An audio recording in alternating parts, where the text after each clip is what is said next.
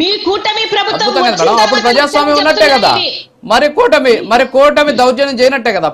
ఇప్పుడు 2021లో మీలాగా చేయలే. అప్పుడు కూటమి ప్రభుత్వం మీలాగా అప్పుడు దౌర్జన్యాలు చేయలేదు. నా పాయింట్, దౌర్జన్యాలు చేశారు. దౌర్జన్యాలు చేస్తే గెలవరు కదా మేడం.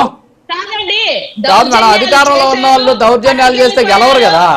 వినండి వినండి వినండి, మీరు అడిగారు కదా, నేను చెప్తాను వినండి. దౌర్జన్యాలు చేసిన వీడియోలు బయటకు వచ్చాయా లేదా? మీరు చూడలేదా? మీరు జర్నలిస్ట్ లోనే ఉన్నారు కదా, నాయకులు కదా. దౌర్జన్యం చేసినటువంటి వీడియోలు బయటకు వచ్చాయా లేవా? కిడ్నాపులు సీనియర్ నాయకుని కాదండి, సారీ, రోడ్ల మీద నేను సీనియర్ నాయకుని కాదండి. వచ్చాయా లేదా? గతంలో చూసాం కదా మేడం. మరి దాని గురించి చెప్పండి మేడం. నాగమల్లేశ్వర్ గారు, గతంలో 2021లో బహుశా మీరు ఎక్కడున్నారు, అప్పుడు ఏ పార్టీ ఉన్నారో నాకు తెలియదు కానీ అప్పుడు చూడండి, అప్పుడు మరి పరిస్థితి ఏంది? 2021 పరిస్థితి ఏంది మేడం?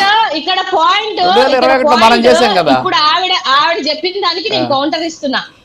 టాపిక్ ఏంటి అని అంటే, ఆవిడ ఇప్పుడు ప్రశాంతంగా ఓటు హక్కును ఉపయోగించుకునే విధంగా ఇన్ని సంవత్సరాల నుంచి ఓట్లే జనాలు వేయనట్టుగా, దాన్ని మేము ప్రశాంతంగా చేయడానికి మాత్రమే పెడుతున్నటువంటి ఎలక్షన్ ఇది అని ఆవిడ అన్నారు.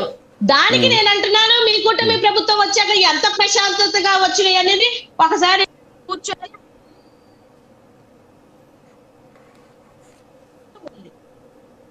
ఏమంటున్నా, మీ పరిపాలన బాగుంది, మీ గ్రౌండ్ రియాలిటీ బాగుంది, మీ కూటమి యొక్క తీరు బాగుంది అని గ్రౌండ్ రియాలిటీలో అనుకున్నట్లయితే, ఇప్పుడు నేను చెప్పినటువంటి ఎగ్జాంపుల్ ఏది, బై ఎలక్షన్ లో మేము గెలిచినటువంటి స్థానాలు కానీ, లేదంటే మీ నెంబర్లు బాగున్నాయి అని చెప్పుకున్నటువంటి GVMC standing election committee election విషయంలో కానీ, లేకపోతే మీరు వచ్చి రాగానే టీచర్లు, ఎందుకంటే వాళ్ళు తెలిసిందే కదా వాళ్ళు ఎంత విజ్ఞాతవంతులో ఎంత తెలివిగా ఉంటారో, మీరు వచ్చినటువంటి షార్ట్ పీరియడ్ లోనే మీ యొక్క డిఎల్ ఇవ్వకుండా ఏమి ఇవ్వకుండా వాళ్ళని మోసం చేస్తే వాళ్ళు కానీ ఎందుకు ఊరుకుంటారు?